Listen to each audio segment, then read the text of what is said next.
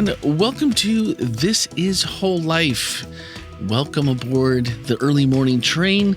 We are all here at Whole Life Church in Orlando, Florida, where every week we go a little bit deeper into the subjects that we are discussing.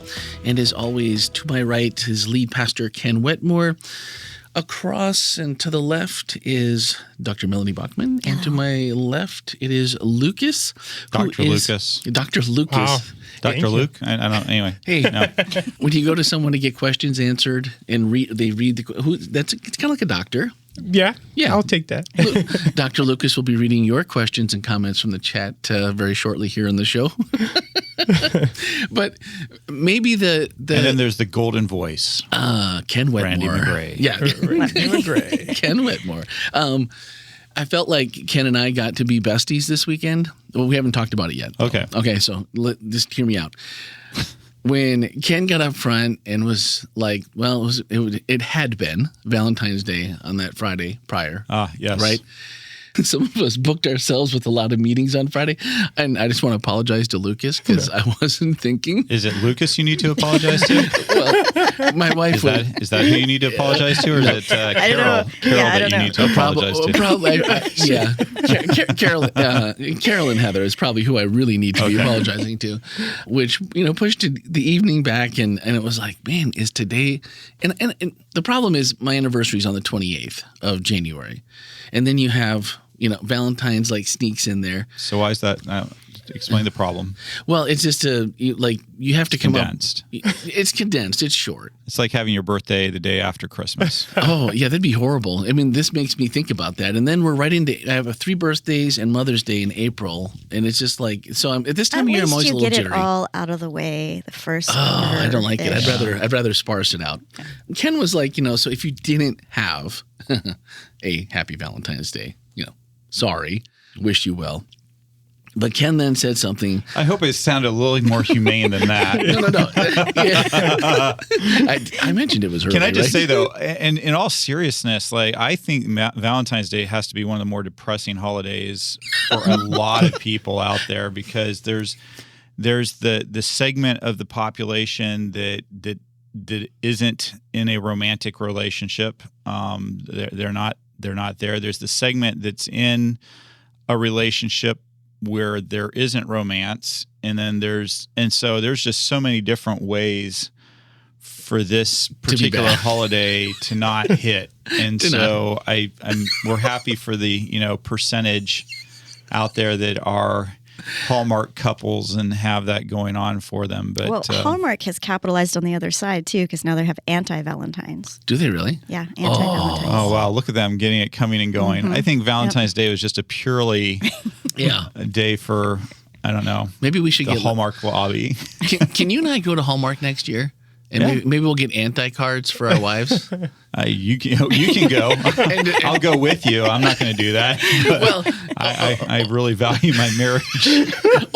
No. Only in that when Ken said Ken and Rochelle have a deal. Yes. And this is the same deal that Randy and Heather have, and we have had for a long, long time, is going out to eat on Valentine's Day is a no-no. No. No, thank you. No. Because if you go, and this goes off of, if you guys weren't here for the last 2 or 3 episodes, I suggest going back, because if you hadn't heard the Pizza Hut versus Pizza Hut story, then you really are missing kind of where this comes from in our psyche, and that is that you're going to get bad service. The place is going to be packed. It's going to be noisy. It's the least romantic thing you can possibly do on Valentine's Day.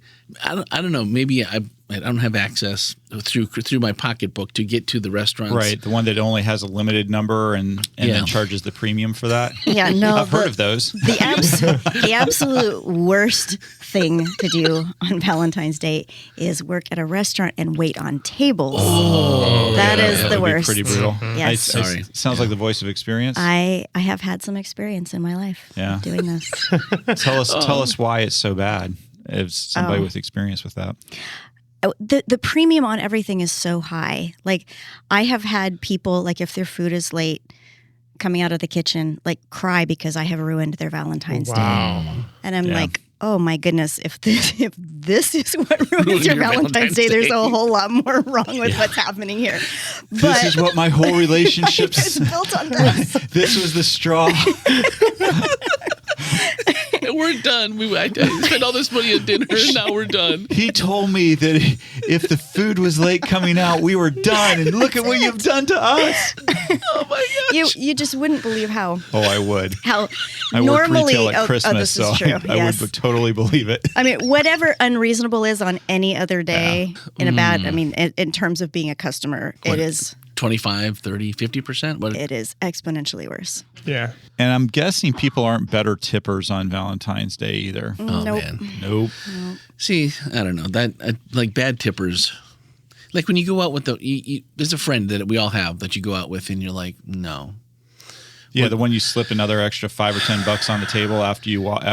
And you apologize Yep. after the server looks at like their check, and then you get two other people to remove them from the restaurant, and then you tell them we're really sorry about him. He doesn't eat doesn't out know. much. He My doesn't- favorite is when a server goes out of their way to discount you. Like they're like, oh, we're gonna waive the cost on this or cost on that, and then they only pay a tip on the actual on like the On the 50% discounted amount. reduced Yeah. thing, and the poor server is like, well, no good deed goes Was unpunished. unpunished. So just if you're out there, a little FYI from Ken about hospitality. That's right. As we're talking about hospitality, Pay a tip on what your total bill would have been, not on what your discount was. So And please, for the love of something, do not leave a "you need Jesus in your life" business card instead of a tip, because that does not work. That does kind of the opposite of what you were hoping to accomplish, I'm thinking. Unless you were trying to turn people off to Jesus. Right. Well, that's the thing. I mean, I worked with a whole staff of people, and they would say they would know who the church people were when they came in, because they would come in like after Wednesday night, or they'd come in on Sunday, and they would tell me, "Those are your people. You have to take them." I like it. I like it how you immediately get pulled in with your people. Yeah. If you get a meal comped, you still please, tip. you still, Yeah. and no matter how many group of 15 went to see Switchfoot. No, Jerome, he's the keyboard guitar player in the band, and he's like, man, I need some place I can get in and out of in 2 hours. Got to get back for sound check. Where would you take a group of people that I have to take out to dinner? And I'm like, oh man, I know someone. Let me see if I can make it happen. So really good friends of ours. He was the facilities manager at what was the big Planet Hollywood. And they're like, oh, yeah, we'll get you in. 14 people. They got us in. They reserved the 4th floor for us. Oh, nice. Brought us up. And I'm like, look, we have to be out in 2 hours. That's the deal. And they're just like, but they didn't tell us until it came out that was like, your meal's comped. Oh, wow. And I'm like, what? Wow. So then I saw 2 people. And it was just like the people that you can guess it. And it was just like, oh man, we are eating for free. And I'm like, no, we're not eating for free. We're not eating for free. Please. This is my friend. And I'm really don't make me come up with the rest of this, because I don't think I have enough for the rest of this, because I wasn't hungry and I got hors d'oeuvres. And you got the full meal. So yeah, you just tip on the whole thing, please. Yep. That's settled. That's it.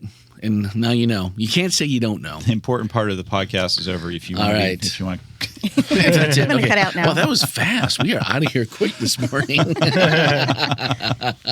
Oh man. So this was week 2 of Unreasonable Church.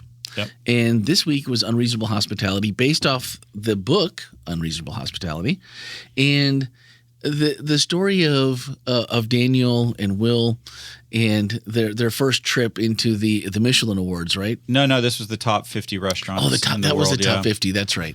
And the best part, no matter, I've read the book, but listening to the part where he's like, I didn't realize the camera was going to be on me. And it's like, you didn't think so because you didn't think you were going to make it, or you didn't think you'd be 50 or going to be. He didn't think he was going to be 50.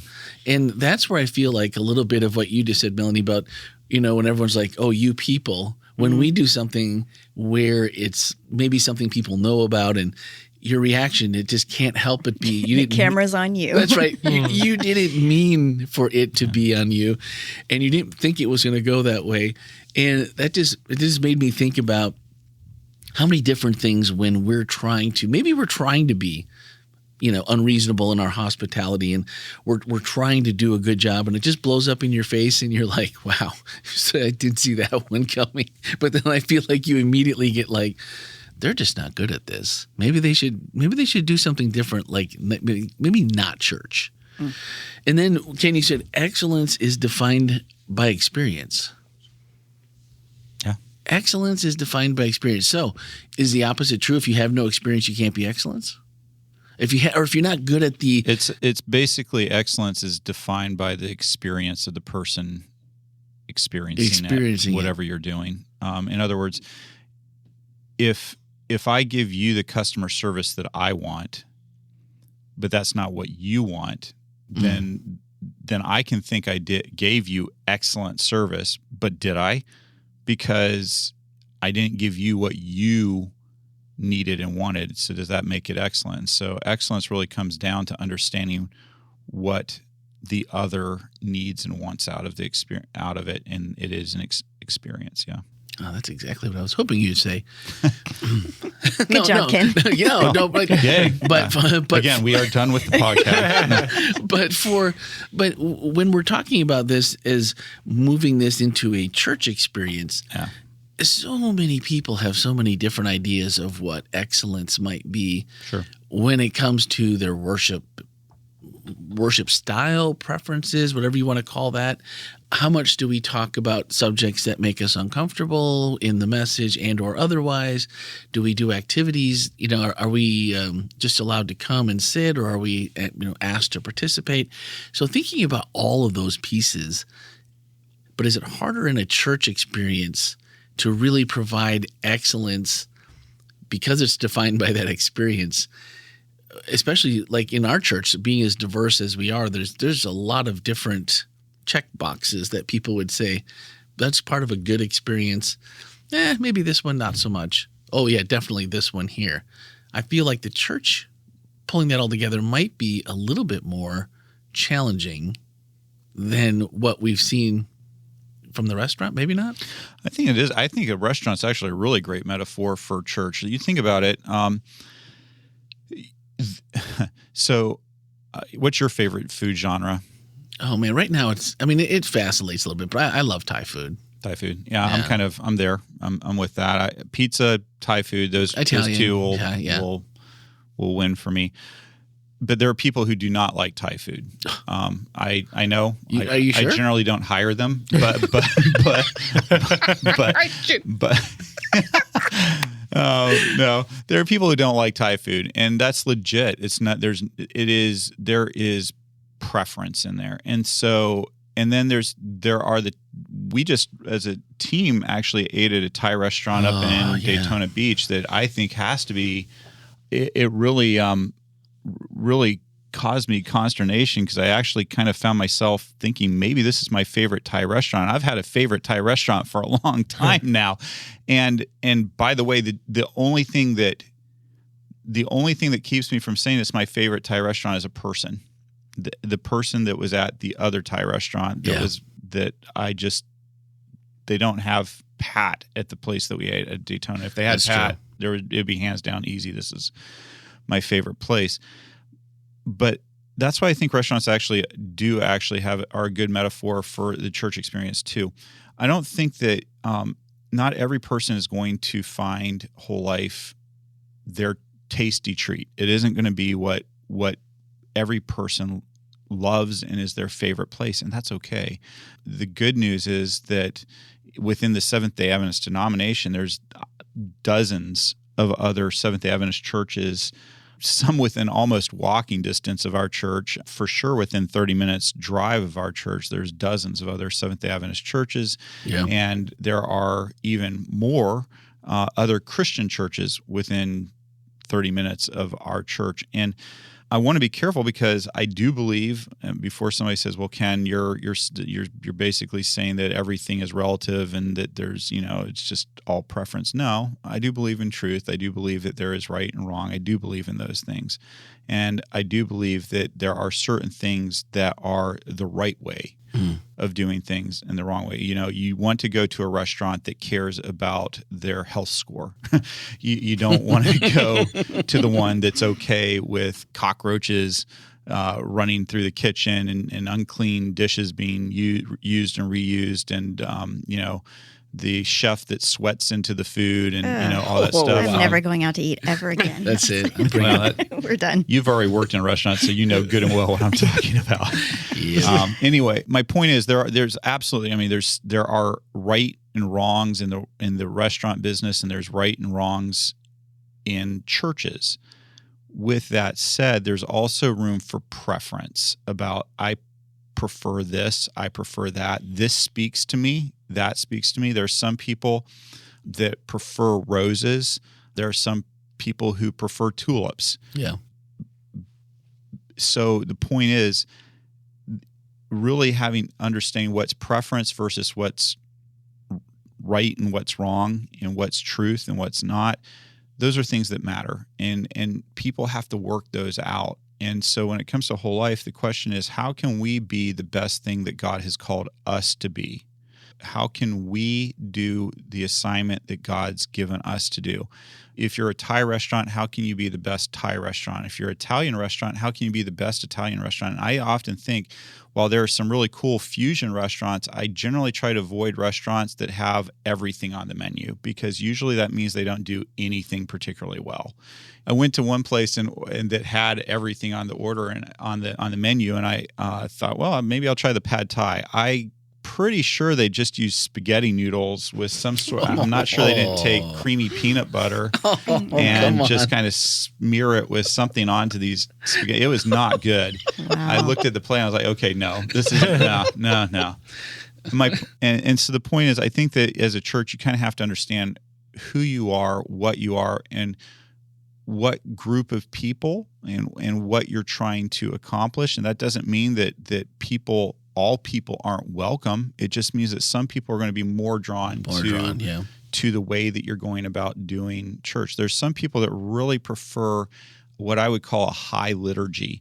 It's very, you can count on the same thing happening every week in the same order with sometimes the very same words, songs, and there's going to be, it's going to be very formal. There's going to be an organ. There's going to be maybe a piano. Sometimes not even a piano. But it's a high liturgy, and that's the way that they find God in that. They see, they're like, wow, it's the constant. It's the rock in my life. It's the thing that every week I can count on being the same in a world where so much is so different, and they really appreciate that. And I think there's sometimes a tendency for those who don't appreciate that to be disparaging. Our church doesn't go that route. We're not a high liturgy church by any stretch of the imagination. And I think sometimes it's easy for pastors like me to kind of be disparaging of it, but I don't think that's correct, because there are people that really find Christ and God in that experience, and it's what speaks to them. It's what draws them closer to God. And so who am I to say don't do that? Yeah. On the other hand, there's the opposite end of things where people who really like, I saw a post on social media somewhere about a colleague in another state who started a church that's absolutely completely informal. They don't even think they have, I'm not sure that they show up with an order of service or anything. They just show up and they worship together. Now, for me, that feels, I wouldn't particularly enjoy that, because it feels too, but they were sharing a story of somebody who came to that church who didn't view themselves as Christian, but was really drawn to that particular way of the way they were going about it. And so great. That's fantastic. And so when you start talking about this, I think it's really important just to acknowledge there are a lot of different ways to do it. And yet, across all these 50 different restaurants that Daniel and Will were competing, they still judged on certain criteria what the number one restaurant in the world is. And I still think that as a church, we would probably do well to think about what would make us be number one in God's eyes, which matters, but also what would make us be number one in a way that people would say, yeah, you may serve Thai food, you may serve pizza, you may serve Chinese food, but there are certain standards across the restaurant industry that you hit so well that we will say you are a top performing church, you're a top performing restaurant.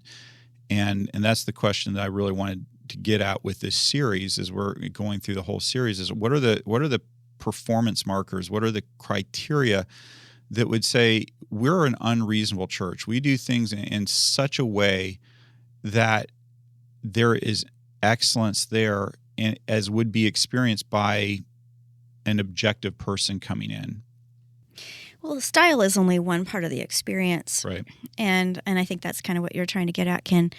But, I mean, I know of people at Whole Life who say, I tolerate the worship, but I love this church. Exactly. Or I really don't like the preaching, but I love this church. You know those people, Melanie? I mean, I've heard that they exist. Whatever happened to being the vault, Melanie? Oh, this wasn't my vault. Nobody told me to keep any secrets. But no, what I'm saying is, what I'm saying This is is spiraling quick. I know, really fast. that there's an element of church and what church is that has to do with what it feels like when you walk in, who the people are, what you're doing when you're there. If all you're doing when you, quote unquote, do church is show up for the worship experience, then that's a really, really thin and shallow way of being church. But if you can show up to church and feel really strongly about the mission and about what we're doing in the community and really find belonging and find people that you connect with, and the worship is then one part of that, Right. then I think that means that it's a more well-rounded experience because it's not just the worship experience. One of the things here at Whole Life that I appreciate is that instead of we have two services just because we have enough people that want to worship here and the facility size and all the rest that we can't get everybody into one. But where I've been to churches in the past that have had 4 services and each one of them a little bit different. And so, and that's a way to go about it. And the first pastors, we moved here to Florida, Jeff Gang, and we were doing a totally different style service than there was happening anywhere else. And he was just like, look, this is the way we're going to do things because we've agreed upon them and we have biblical foundations for the reasons we're doing things. But because somebody else, like Ken mentioned, might have a preference for liturgical style worship, don't make them feel bad about it or don't disparage it in any way, because for them, you may not understand it, you may not connect with it, but for them, just like you're connecting, that's how they're connecting, and let them be, and we can all we can all worship and find our way to worship God and praise God, and we don't have to take the other step that's unnecessary. And that always stuck with me, and I feel that here too, and that's been a big part of why I really, really like Whole Life. Garden of Eden, I just want to hit this really quick, was unreasonable hospitality. And if you missed the message, just stop and think about that one for just a little bit. That one caught me as we were going about the rest of our Saturday afternoon, and one I really couldn't get out of my mind. And I woke up this morning still thinking about it, and that's really, really cool. Sometimes if you're just kind of thinking about, I don't know, God is good, God is this, God is the unreasonableness of what he created was just really, really cool. I'm not even going to go any further because I'm still wrapping my mind around it. The other part that I want to hit to, because I know we have questions with Lucas. Melanie, you have something? Something I definitely should not say. So. Okay. I just... You sure? I mean, I was just going to say if I found a snake in my food, I probably would contact the kitchen. Oh, Eve. Yes. If only she had contacted the kitchen. Oh, yes. Goodness, what could have been? What could have been? And then Oh man! All right, now I've got something else to ponder as I think about the rest of this. You're welcome. That's great. The other one is the story that we hear of Sodom and Gomorrah. And Ken brought this in, and we talked about this as a staff and like what was happening during that time. And sometimes it's difficult, I think, to learn or to see the lessons God's trying to teach us. Maybe even more difficult finding ways that we can apply those to just ourselves, and then broader ourselves as a part of the church body where we're dealing with our own biases and different things. And then when God lays it out in a way that we can pretty much all agree upon, I think, we all understand what hospitality is and the kind we enjoy hanging out both inside church, outside of church. And then, the story of Sodom, everyone, I think, knows that. We know about Lot. We know about the pillar of salt. We know about the city being destroyed. It's very recognizable. But the reason for the destruction seems to be people have different opinions, but it doesn't seem. But like the way Ken brought it out, he's like, let's go to the Bible and see what it says. And it's not like a riddle. It's not a translation. Well, this should have had a comma. The I should have been dotted here. That word can be used for 10 different things. And the little drummer boy isn't real. I mean, we know about these things. Randy doesn't leave things drop quickly. I come back to those. Sorry. Ken says, really plain and simple. She and her daughters were arrogant, overfed, and unconcerned. They did not help the poor and the needy. They did not practice hospitality. And that's like, wow.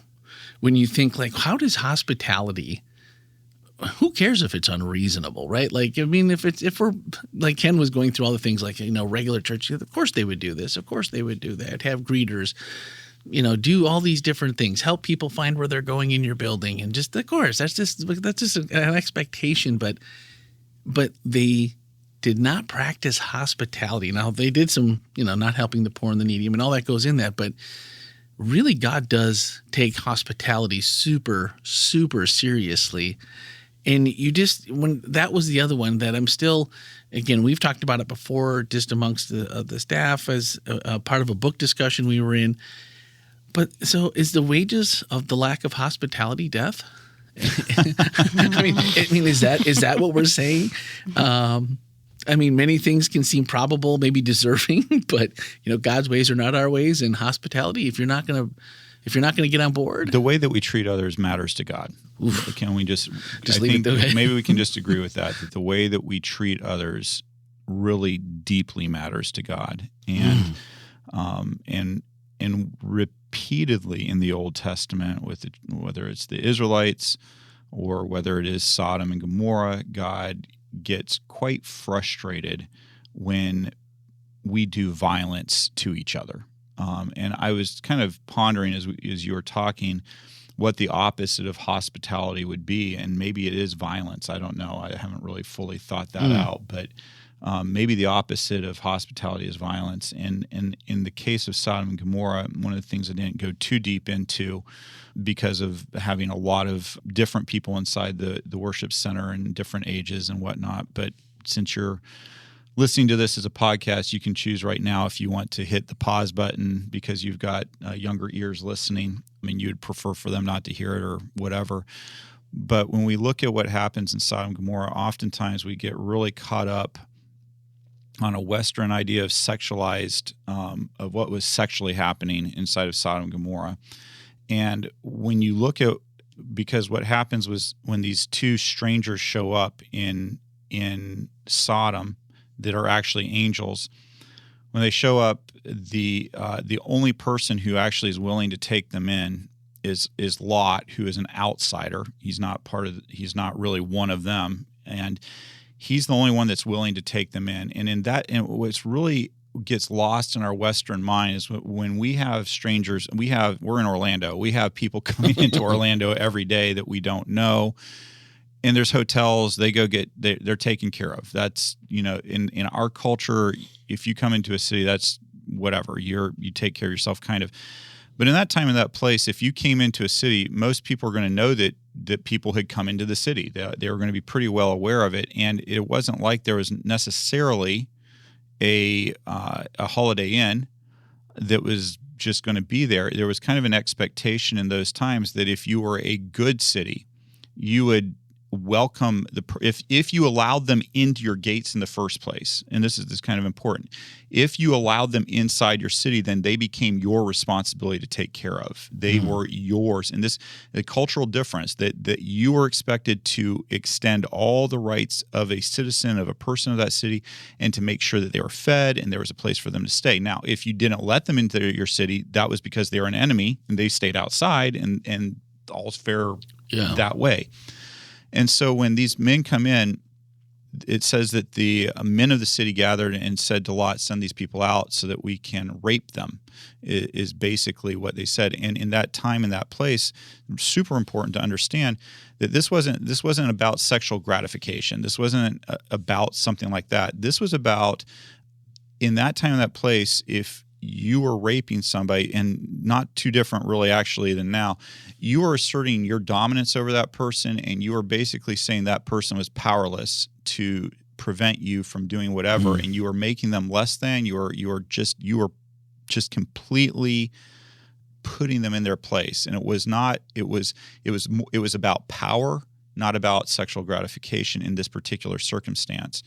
And so that's one of the really things. So it is, again, the opposite of hospitality. They allow these people inside their gates, and then they brutalize. They want to brutalize these people.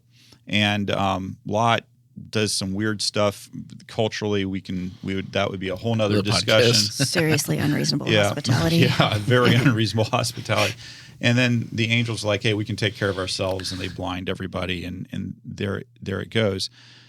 But I think that's really kind of important aspect to kind of discuss is that not only does Sodom not show hospitality, they go to the opposite end of things. It is the exact opposite end of things. That they do violence.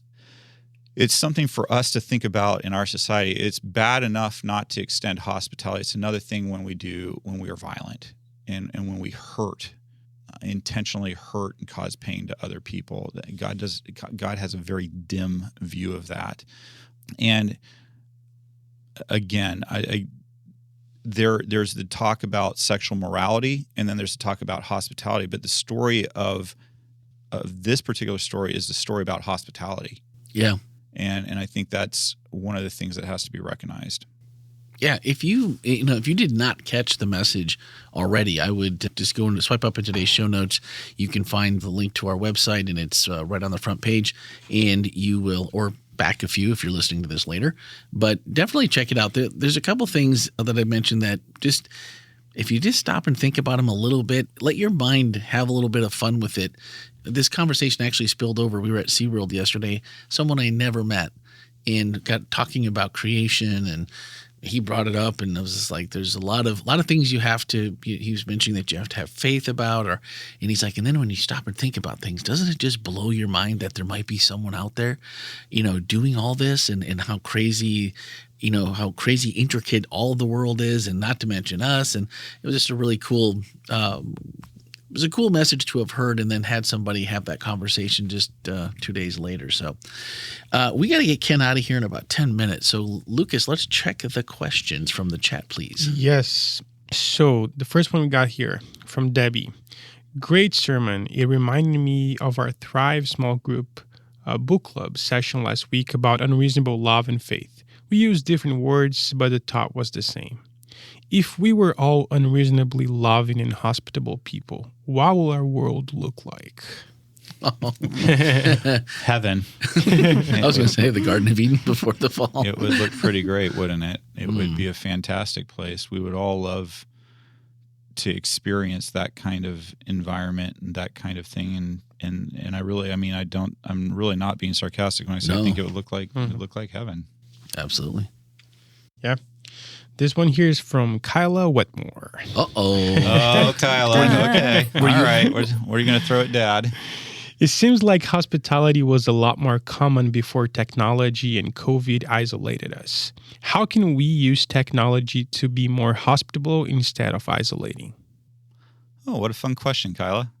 Wow. I feel like Kyla has ideas on this. And I think she's also kind of poking me a little bit because apparently my children went to our tech people and told them how my son went and said how bad I am at Instagram. I think there's so many different ways to use technology to be hospitable. I think that one of the things that we try to do here at Whole Life is put out messaging, images that show what we're about and what we do. We can use it to reach out to people and connect with them. So I think that the possibilities are probably limitless. In fact, Lucas, you being one of our tech people, I'd be curious if you had any thoughts on that.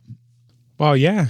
I feel that one of the ways to show hospitality on social media nowadays is to be honest, but in a way that you are being thoughtful about other people, because everything is so artificial. And if you're not being honest, like, am I being hospitable if I'm just, So I feel that we are lacking a little bit of honesty out there. Yeah. Another way that we have been trying to show hospitality is with the roving cameras that we use during the worship service, which is something that people who are in-house maybe have to tolerate a little bit, because I've had a couple people say, why is this person with the camera? And I've told them, well, go watch online and see how different the experience is if you feel like you're there, you're up close to the people, and that versus watching it from camera 6 way in the back or something. It really changes the experience. So that's one way that it's an intentional shift that we've made, just with in-house people having to understand, hey, this is a way that we're being hospitable to people online. Well, yeah, and I would say look no further than our baptism video from, now, was it the highest quality production ever in baptism videos? No, from Allie, she was at school. Oh yeah, that's a great example. And we just ran into roadblock after roadblock of us finding the time together. She's in school, she's got stuff going on, and it was like, look, I've got my iPad. I am in the library. I'm in the ugliest corner, but it's the quietest corner. There's nothing to look at. I've got 3 books. I can prop this up. It's still not going to be the best looking shot. And I'm like, we're going to go with it. And then we had a solution for audio. Long story short, didn't work, but it pulled all together. And when you listen to hers, the story that she told, I don't know. My favorite part was she said, it wasn't until I got to college, and it wasn't someone making a decision for me. It was me making that decision and making the priority and putting myself on the tracks with the Lord. And if that doesn't just make your heart feel really good that, someone has found their way in Jesus, and then get to share that with your church family who may not know you that well and doesn't know your journey. To me, that was super, super powerful moment, even though there was the one side of me was just like, oh, I wish this looked a little bit better. But on the second side, it was like, wow. But how cool that, before technology, we would have really, maybe she would have just come here for the baptism, and maybe we would have just said something quickly or something. But because of technology, even though, like you said, I know it wasn't the studio, but we were able to use her iPad to videotape her story. And the point was, what was really important happened, which was that people got to hear why she wants to be a part of God's community, and specifically Whole Life. And by the way, I thought it was just so cool that she drove all the way down from Tennessee to be baptized here at Whole Life. And I think she's probably right now, if she were listening, she's back up in Tennessee, back at school. That means a lot to us as a church family, that she finds so much value at Whole Life that she's willing to, during a busy school year, come down here to be baptized around the people that are a part of her spiritual journey. So we're so happy for that. And that was really cool. I got hugs from Dad and from her, so I was like, it was a win. Any more? Yes. We're running out of time, so let's keep moving. This one is from anonymous sources. Great service. I agree 100% to show brotherly love to strangers always. I try my best to do this, but how do we continue to show hospitality to people that hurt us, unknowingly or knowingly? How many times do we continue to turn the other cheek and show brotherly love without being taken advantage of? Yeah, that's the hard one, isn't it? It is. It's a hard hard question, and I don't know that I have. Maybe one of the rest of you have a good answer. I don't have a great answer to that, aside from you really have to be prayerful about it, thoughtful about it, and I'm careful not to judge people on this particular topic. Like, for instance, there are the people that show this just amazing grace where they continue to be hospitable to people who are pretty wretched. And then there's other people who say, you know what, it's no. And I try to go ahead and say either way, pray about it, talk to God about it, find out what God wants you to do. The other thing that I would encourage is you to have a good counselor and a good spiritual mentor that you can talk to about these things to give you advice, because I believe every situation is a little bit different. And there are some situations where I think maybe you do need to go the extra mile and keep on being hospitable. And then I think there's other situations where you say, no, that you're only enabling somebody's bad behavior by continuing to allow them to think that it's okay, that there's no consequences for things. And when you look at the Bible, you see that God hands out consequences to people who are violent and who are unhospitable. Yeah. So there are consequences. There's a time and a place. And then there's also times where you see where God has a lot of long suffering and patience. And so, again, I don't think those situations are particularly clear cut. I am a huge believer in grace and love, even for people who aren't kind and loving. But I'm also a believer that there are consequences, and that there are times where forgiveness doesn't include a relationship that's restored to what it was before, or maybe that there is no relationship. There can be forgiveness, but no, we're not. Mm-hmm. Yeah, we're not going to be hanging out. Yeah. We'll get back to the questions in just a minute. We got to get Ken out of here pretty soon. He's got a meeting to get off to in another part of the world that we have to let him go. We had an email from Randy this week that said, during the Q&A first service, Pastor Ken brought up the passage, "Rend to Caesar what is Caesar's," in regards to the question. My takeaway was that the laws of man should be followed even when they clearly fall into the territory of enabling terrible treatment of other people.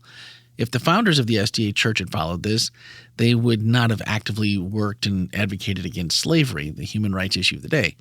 Can the crew delve into this a bit more? I think the passage in question is a poor choice at best when we are considering topics of justice, human and civil rights. I look forward to your response. Well, thanks for the input, Randy. I'm going to go ahead and stick with what I said there. We were talking about. I missed the question. So. I think we were talking about immigration policy that the United States has, and I do believe that when there are laws that are unjust or unbiblical, that we have a responsibility to stand against them. Slavery being an example. I guess in the context that I was referring to with people who have entered the United States illegally, for me, that would be one of those circumstances where render unto Caesar what is Caesar and to God what's God's does very much apply. I think that a country has the right to, and this is Ken's personal belief, but I believe the country has a right to say who can enter and who can't. And I believe if somebody who comes in, who's been told that they're not supposed to come in, that the country has the right to remove them if they so choose. Now, I think they should do it humanely. I think there should be dignity in the process. I don't think we should treat people like cattle, and I don't believe that we should do inhumane things. And I recognize that this particular topic right now is completely fraught because there is, I believe, inhumane treatment of illegal immigrants taking place currently. So I'll just make everybody mad at one time. So I think that we need to treat people with human dignity. I think we have to be very thoughtful when we have families that are being torn apart because, children are here legally and parents are not. I think we have to be very, very thoughtful about this. I think we also have to recognize that a lot of people are wanting to come to this country for a better life and to just the way that almost all of our ancestors did come to this country that way. And so, again, for me, I do believe in that particular case that render unto Caesar what is Caesar's is correct. And Randy, if you see it differently, I'm good with that. I don't have any problem having that conversation or disagreeing with that. But what I would concede to Randy is that is a poor choice when it comes to slavery, when it comes to not recognizing the rights of the LGBTQ community, where I want to be. One of the things we have to, I think, really understand is that whatever rights I want and deserve, that means that the other people get those rights too. It has to be, not based on, in the United States, one of the beautiful things about this country is that we didn't base these rights on just simply biblical. There was a separation of church and state. And this is important because my Baptist friends view the Bible differently than I do, and my Catholic friends view the Bible differently than I do. Within the Seventh-day Adventist denomination, there are people who view parts of the Bible differently than I do. So when we say that we're going to be based on biblical values, whose biblical values? Yeah. And what that means is generally it's the majority of people, and Seventh-day Adventists historically have never been in the majority of Christianity. We worship on a different day than the majority of Christianity. We have a different idea of what happens to people when they die than the majority of Christianity. We have a different idea about health ideas than the majority of Christianity. And so one of the things that deeply concerns me is that when we start trying to go ahead and dictate, we're going to base it on biblical values. Well, whose biblical values and whose plain reading of the Bible? Because it's fun to have this conversation with my fundamentalist Baptist friends who say, well, we're just going on a plain reading of the Bible. And I say, well, I'm on a plain reading of the Bible. Well, whose plain reading of the Bible is it? And we're not close. and we all think that we're 100% right on it. And so that's where I agree with Randy on that. Civil disobedience, when laws are unjust and dehumanize people and create violence and take away the rights of a person who's not hurting anybody else through their actions. And I recognize that we can have a debate on what hurts people and what doesn't hurt people, and that's part of the conversation. Yeah, it's not easy. But in general, do unto others as you would have done unto you. And if you want to take it one step further, do unto others as they would have done unto them. And so that's where I do become concerned about some of the things I see happening in the United States right now. Are we really being thoughtful and caring about other people, or are we just simply dictating what I want and not caring at all about how that impacts another person? And so in the service, when that kind of came up, that was the context. So, Randy, I do appreciate you giving me more space to clarify what I said. Whether that was helpful or not, I don't know. But it's hard to give a complete answer. And we all have to kind of decide where we believe God is calling us to obey the laws of the land that aren't against the Bible or our understanding of the Bible, and where we have to say, you know what, God comes first, and I'll take the consequences of what that means. I'm going to say no to the government because I believe it violates God's will for me in the way that I behave, and I'll have to endure the consequences of that. Yeah. But I will stand up and I will speak out about it. And Randy's 100% right that the Seventh-day Adventist founders of this church were very much anti-slavery and very much spoke out against it. On the other hand, one of the fascinating things about it is that we also spoke out on temperance, and that we were very much for banning alcohol, which is an interesting thing for a question. So you can see our founders had some nuance to what they did and why they did it. And the alcohol, the thought rationale is that this society is worse for having alcohol being served in it.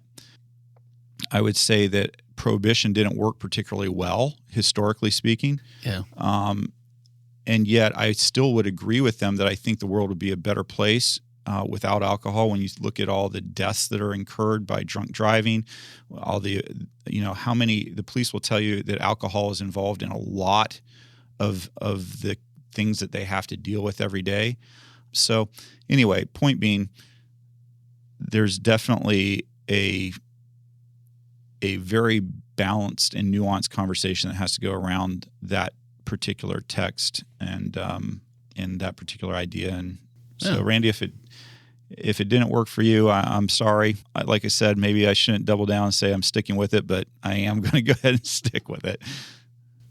Excellent. Again, like you said, starting from Q&A, that's a tough spot to come to a full and complete explanation. So getting a chance to do that here is... But Randy said she wanted to hear from other people, so anybody else want to speak into it? Well, I think if you look at the story behind what Jesus was saying, render unto Caesar what is Caesar's and what is God to God what is God's. He was talking about money. He was talking about property. And so I think trying to take that and apply it when we're talking about people is a difficult leap. I agree with you. I think that there are times when laws make sense and we follow them because that's what makes an orderly society. And there are times when what the government is doing and what the government wants us to do is absolutely immoral, and we have to make a decision about that. Yeah, and I like the fact, Ken, that just pulling those details out of like who gets to make that call. And I think it has to be what, like you mentioned, like what God puts on your heart for you to do. Like some people will take a certain cause and say, this is, I really feel because of X, Y, and Z. It might be what's happened to my family. It could be how I read the Bible. It could be a combination of a ton of things. And for us to be okay, even with each other, when we don't totally understand where those things come from, because we might have a difference of an opinion on it, but to support each other and realize that, especially here in America, we have that right. There's that freedom of speech, and to be able to vocalize in a kind way, and to be able to come together and say, well, yeah, that wouldn't be what I would do, but also I get that, and to be at least supportive of each other in the fact that, you know, these are important and we may not always understand. I think that makes sense when we're talking about theories. I think when it comes to people having a difference of opinion over, well, I don't think you should have rights, and you do think you should have rights, and so it's just my opinion that you shouldn't have rights. I think that's where it becomes a more difficult and complex conversation than just opinions. Yeah, no, I mean, for rights. And but you'll find people that'll be on both sides that say, well, yeah, this is what the law says, but this is what it really meant. Just like, you know, hey, he was talking about money, he wasn't talking about people. So you can, and some people, so that's where I think what Ken said, where you get down to whatever you believe. And again, if it's a difference of opinion that says, I believe this is a right and this isn't a right because there's scholars that go to school and get paid lots of money on both sides that go, no, it's not that. Of course it's not that. If it was, it would already be, you know, this or the other. The other part I think that we don't think enough about is if we don't like it and we do think it's immoral and it's all those things, then we should be more vocal in trying to, instead of hashing it out and yelling, is really coming up and being more involved. And I think that's on us if we don't. Because then you're just complaining about something you haven't actually put movement or time into. So I think that's a part of it too. And I know that's I agree with you. And I think that there are lots of organizations and there are lots of people who care about making sure that people's rights are preserved and making sure that civil liberties are not being violated. And illegal immigrants who are here illegally have rights in this country. Absolutely. So yes, there are absolutely ways that you can get involved in being and be active more than just kind of being a social media word warrior. You can actually do things that make a difference. Absolutely. I think that's putting the rubber to the road, that, so to speak, makes a big difference, I think. For sure. Okay. Ken, if you got to go, we can wrap up the comments. If you have time, you stay. Go ahead.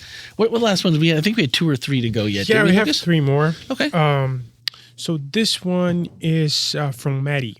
How can someone who's shy or introverted take small steps to show unreasonable hospitality in their church or community? That's a good one. I feel you, Maddie. Sometimes it's really hard when you don't feel like you have a voice, or that your voice is an approved one to be speaking, so to speak, on behalf of the congregation or on the behalf of the church. And maybe if you haven't felt that for whatever reason. And that's one thing I think that I hope we do. I feel like we do well here, is to empower people to have an opinion, whether that's different than whatever norm might be out there or perceived norm. I think norms are often more perceived than they are actual, at least from my experience. And so to empower people, like we've talked about, the idea of just like listening and being supportive. And I think that's giving people indirectly, that's giving people a voice and allowing them to be heard. So I think that while it's not always comfortable, especially I think what was the word she used? Was introvert or? Yeah, so it was one fellow introvert. Introverted, yeah. Let me speak to this. A lot of what there is about being an introvert is the amount of energy that you actually have to expend on people around you, and I think for those of us who are introverts, it's really, really hard, especially if you're in a large group of people. There's a lot going on. It can be like overload, and so then putting out additional sort of social energy can feel really overwhelming. I think that there are ways that you can show hospitality as an introvert. One is, your demeanor. You can have a friendly demeanor, even if you're not necessarily interacting. You can smile. You can also pace yourself and tell yourself, you know what, I can say hi to 2 people. Mm-hmm. I can be friendly with 2 people today.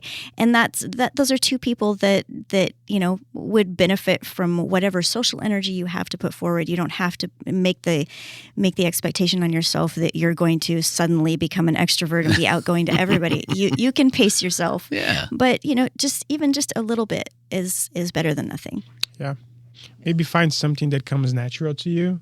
Like if you like music, try to do something that relates to music, and then it might be easier for you to, show hospitality because it's natural to you.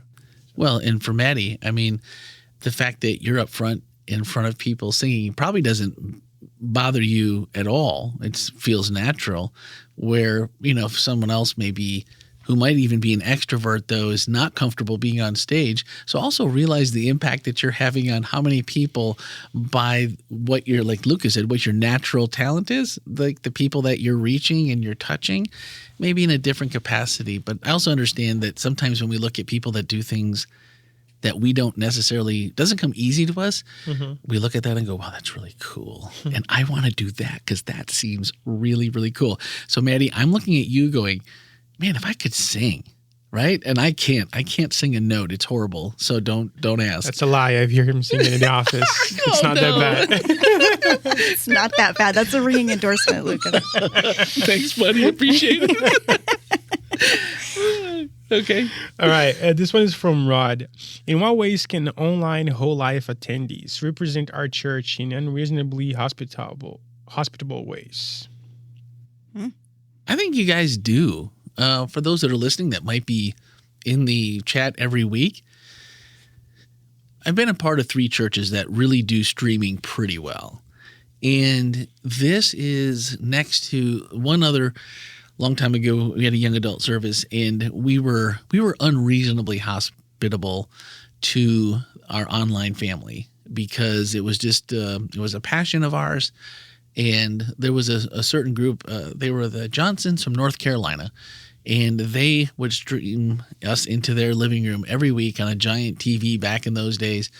It was probably a 32-inch. And they would invite friends, family, and if their router went down, they had like dial up, and it was tough for them to get in. And if they were having problems, they would text us and we would hold church. Now I know Melanie's over there about to have a heart attack, that we would actually hold the church. We would make people wait, including those sitting in the pews in front of us, for 10 minutes while someone else got online. But we did. That was just part of our culture. And so we didn't have a set time limit for necessarily. We would plan the service, but if it went long or short or whatever, it wasn't a big deal. And so, but the amount of engagement, like we knew there were people, we wanted them to be involved, and we would have some chat. But nobody chats like that. I mean, and like this is crazy. Whole life, every week we have a chat full of people who not only just chatting. That cheapens it a bit. You guys are doing life together, family. I mean, you're praying for each other. You're asking before someone else asks for prayer. Like, oh, hey, Melanie, how's your brother that has, had that surgery coming up? Has that happened yet? Should we still be praying before? Are we praying after? How's it going? And so I see those interactions every week. And I would say that what you're doing now is representing not only there, but you're taking that energy and you're taking it out into the community. Because if you're that person in the chat, I would tend to believe that you're the same person outside that chat, and people will notice. Now, they may not directly connect that to whole life, but it doesn't. God does. Yeah, I think what's really cool is we have quote unquote designated people who are online hosts every week, but we have definitely many undesignated online hosts who just recognize, hey, my presence in this chat makes a difference because I'm saying hello to other people. I'm making them feel welcome when they're here, and also inviting people into it. I know that my parents have invited a lot of their friends to join in, and so it's kind of fun because they'll text each other during the service, hey, did you see that? Oh yeah, I love this song or whatever, back and forth. And so I think that they're with all of the technology that we have, there's so many different and interesting ways to do church together. Yep. So all the possibilities are greatly expanded. Yeah, and who knows what the future holds? Yeah. Is that the last one? No. Oh no, this is the last one. Okay, yeah, one more. So, what would it mean to be top church? What would our message be? Were the followers of Jesus in his time on earth considered to be the top church group? Oh, man. I don't know. Would they have been considered the top church group, do you think? It feels like they wouldn't, at least by the standards, unless we were playing. Probably depends on who you ask. But, so like that, I think that, they can pull it off in a restaurant, so maybe they can pull it off at a church, but I also feel like we'd have to be like the Grammys, and it'd be like, this is top church for a church that is only an hour long and doesn't, is not liturgical. And then we have the liturgical category. I do. Tell me. I have to speak into this. Okay, go for it. Every church is liturgical. No, right. Some churches do a high liturgy, and some churches do a more informal liturgy, but every church has liturgy. Where are we? In that, we're closer to the more informal side, but we are also though very intentional. Yeah. And so it's not. Does intentional equal liturgy to some degree? Well, no. It kind of designates the kind of liturgy that you're doing. Yeah. Some people like Ken was saying earlier. There are particular prayers, there are particular songs, there are particular moments, there are particular rituals that people do, and even churches that say, "Oh, we really don't have liturgy." Well, yes, you do, because there are things that you participate in that become part of your ritual and part of your liturgy that you just maybe don't recognize it as such. I mean, if you have a worship service where you sing together, that's a bit of liturgy because there's a leader and a follower. Well, showing up at the same time with the same people and participating in the same activities is. Yeah, that's true. That's true. Awesome. Okay, well, we got to all the questions. We got to the email, Randy, and then everyone in the chat that sent us questions this week. Thank you. It's always more fun when we have questions to answer and things to think about and things to ponder for the rest of the week. And so I hope that happens to you too, that you hear what's being discussed both in the message and here on the podcast, and it makes you think about those things and continues to have you ask questions of yourself. And you can always ask for follow-up too. If it's not clear enough, just let us know. So we'll hit it next time. So Ken has left the building. So Melanie, wait a minute, Lucas, you might know what's coming up next week. Oh. That's it. Inexhaustible resources? Irrefutable belonging. Irrefutable belonging. Yeah. Irrefutable belonging. Yes. Oh, that sounds like it's irrefutable. Irrefutable. You have to belong. Yeah. So we won't have any questions next week because it's absolutely irrefutable. Well, so It's going to be a short podcast next week. That's a lie. I know it's a lie because every time I've said that to us before we start, I'm like, man, there's just not that much to talk about today, guys. An hour and a half later. Yeah, and then we push. Let's see, what's the clock saying? Hour and 6 so far. Okay. So we'll probably edit that down a little bit, just for a few ums and uhs and coughs and whatever. But it'll be close. So, guys, thanks for hanging out. This is my favorite hour of the week that we get to come together and do this, and get to answer questions, get to think about things. And I feel like overall there's those of us that are here participating in that, and those of you that are listening, we have a little extra know. Like when we walk by, it's like, oh yeah, they listen to the podcast. Mm-hmm. They know. They listen to Golden Voice. They listen. Randy. The Golden Voice left the room. He did. Anyway, guys, thanks for listening, and make sure to check out the message this week. It was lots of great things to ponder. And in the meantime, before we meet again, have a fantastic week.